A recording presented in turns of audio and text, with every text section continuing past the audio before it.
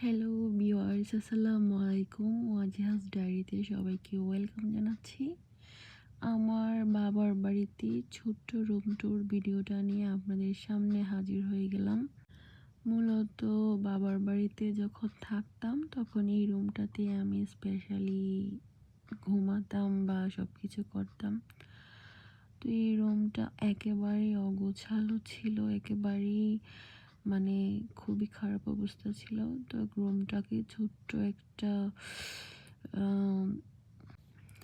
New look দেওয়ার try করেছি। একদম সিম্পল একটা রুম, সিম্পল কিছু ফার্নিচার, তাও বাবার বাড়ির সব কিছুই আমার কাছে অনেক বেশি স্পেশাল।